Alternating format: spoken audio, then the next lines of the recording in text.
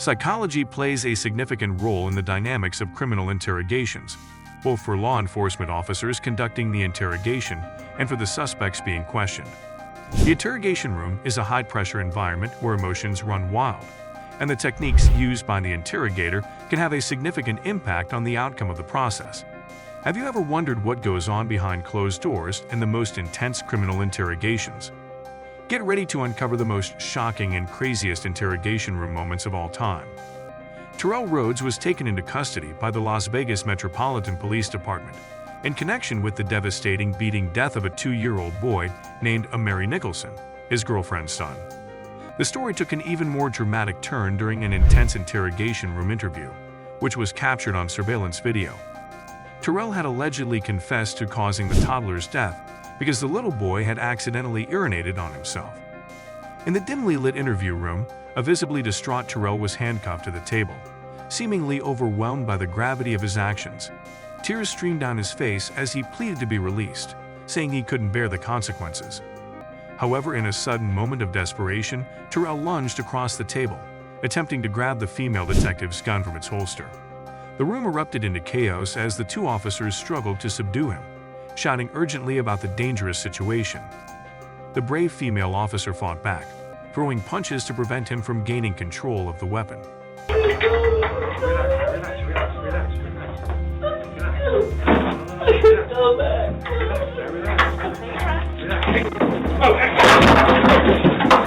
In the nick of time, a third officer rushed in to aid in restraining Terrell, preventing any tragic escalation. Despite the turmoil and menacing threats, no shots were fired during this harrowing incident. The officers managed to take control and secure Terrell. Following this terrifying event, Terrell faced additional charges related to the attempt to grab the officer's gun. These charges included assault on a protected person with a deadly weapon and resisting a public officer with a firearm. Just before the confrontation, Terrell had confessed to repeatedly punching Amari, leading to the child's tragic demise. He then allegedly disposed of Amari's lifeless body near a McDonald's. However, thanks to his disturbing confession and a map he drew for the authorities, they were able to locate the young boy's remains the following day. Amari's mother, Taylor Nicholson, had reported him missing on May 5. Terrell had called her, claiming that a member of Amari's biological father's family had taken the boy from their apartment while she was away in Colorado, leaving him under Terrell's care. Daughter, and I know he beat on the baby. My family had called CPS. We have pictures of bruises, and CPS never wanted. During interviews with the media, Terrell and Taylor denied any involvement in Amari's disappearance, portraying themselves as caring parents. However, police investigations eventually focused on Terrell as the prime suspect, and the truth behind their facade began to unravel. The tragic story of Amari Nicholson shook the community, leaving many in sorrow and disbelief. As the legal proceedings unfolded, Terrell pleaded not guilty to the charges brought against him, leaving the fate of this distressing story in the hands of the justice system. Reed Duran could be facing up to 30 long years behind bars because of his actions. It all started when he was caught attacking a police officer. Mind if I put a unit up here? Put your hands behind your back now. One day, Reed was spotted at an elementary school, pretending to be the father of a kindergartner. His behavior around the children seemed odd and suspicious. He couldn't even correctly name any of the kids there. The school authorities quickly became concerned and called the police.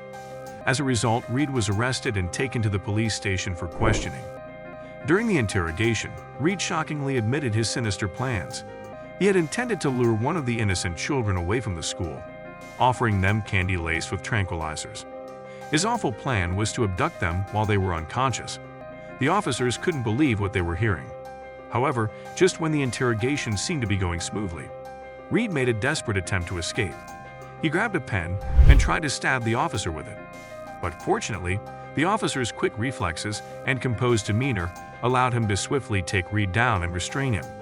It turned out that a pen wasn't the most effective weapon for Reed's escape plan. Due to his alarming intentions and actions, Reed was charged with attempted kidnapping and multiple assault felonies. He now awaits trial and faces the possibility of spending up to 30 years in prison for his crimes. Sadly, Reed's escape attempt only made matters worse for him. His future now looks bleak as he awaits the consequences of his dreadful actions. There was a young man named Ryan Waller, and his life took a terrifying turn. One fateful night in December 2006, two men, Richie and Larry Carver, broke into Ryan's house seeking revenge for some past argument. When Ryan investigated the noise at the door, one of the intruders shot him twice in the eye with a real gun. Despite the injury, miraculously, Ryan survived. You're telling me they shot you with a revolver in your eye? Yes. Is it a BB gun? No, it was a real gun, man. It was just a revolver. They shot you in the eye. You wouldn't be talking to me right now. When the police arrived later that night, he tried to tell them what happened, but they didn't believe him. They took him to the police station for questioning, leaving him suffering from a gunshot wound and a potentially life-threatening brain bleed. During the interrogation, the detective was insensitive and dismissive, failing to recognize the severity of Ryan's condition. He repeatedly questioned Ryan, who was in immense pain, handcuffed to a desk, and unable to scream for help. Despite all the red flags, the detective continued to press him for answers. Ryan struggled to explain the events coherently due to his traumatic brain injury, but he managed to give details about the attack and the shooters. However, the detective seemed skeptical and mocked him. Acting like he has a serious head injury, which would make sense. What's your You guys name? confirm? Ryan. Yeah, we'll take them. I don't know why. Yeah, it's we like can that. tell. Laughing at his unbelievable story. Finally, after nearly an hour of this agonizing interrogation, the detective called for medical help. Ryan was taken to the hospital, where doctors discovered the gravity of his injuries, including a bullet lodged in his brain. Tragically, he lost part of his brain in his left eye and suffered from seizures until his untimely death in 2016. The men responsible for the attack, Richie and Larry Carver, received life sentences in prison without the possibility of parole. Ryan's father also sought justice by suing the police department, but the officer involved faced only a short sentence. Many people felt that the officer's actions should have resulted in more severe consequences, and some even believe he should be charged with manslaughter or murder. The whole ordeal was a devastating reminder of the importance of compassion and proper medical attention, even during police interrogations. Thomas Robinson, aged 27, found himself in a dire situation. He was facing a lifetime behind bars for shooting a 17-year-old boy. But Thomas wasn't ready to give up easily.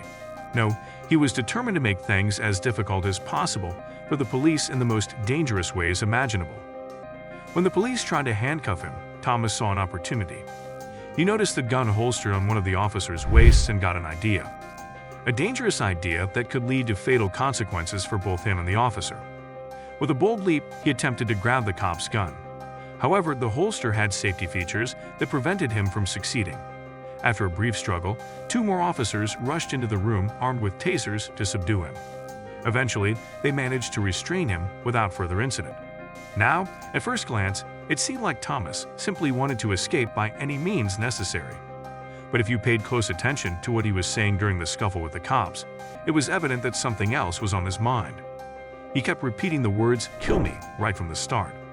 It made one wonder if his intentions were really to escape, or if he was utterly terrified of the sentence he was facing and the situation he found himself in. Perhaps in his desperation, Thomas made a radical move to scare the officers, hoping they would shoot him and spare him from the harsh future that awaited him. Whatever his motive, bringing a firearm into an interrogation room was an incredibly foolish and dangerous decision. Most police departments strictly forbid such actions to ensure the safety of everyone involved. In the end, it seemed that even the Las Vegas Police Department had overlooked this rule, coming dangerously close to facing severe consequences as a result of Thomas' desperate act.